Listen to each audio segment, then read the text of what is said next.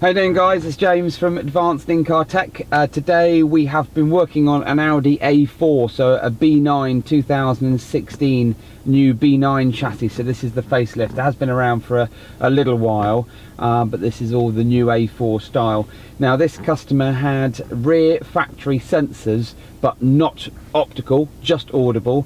So what we've done is to be able to fit the rear view camera from factory and the front optical overlay as well. So the front sensors, we've had to replace this new button bar down the front here to allow him to have the front optical parking switch, and also we've done the rear highline camera with the built-in washer jet. So a lot of installs you don't normally have all the cabling and pipe work for it, so we've done all the pipe work for that, so that when you do your rear wiper jets, that will then come out and clean the camera lens, which is quite handy.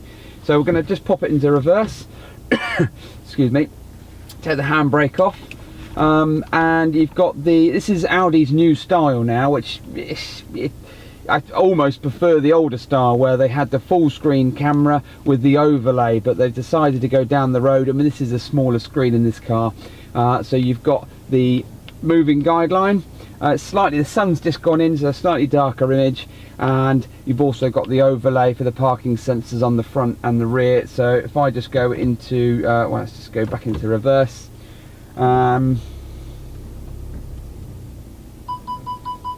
Okay, so there's nothing really in front of us, but there were the sensors there, and then you could go into drive, just drive up to this, and you've got your front. There's no moving guidelines on the parking overlay, as you can see. It's just purely the static image of the car, but it gives you something that you wouldn't have had before. So the highline camera for this Audi B9, and also Audi A4 B9, and also the front and rear optical parking overlay or optical parking sensors.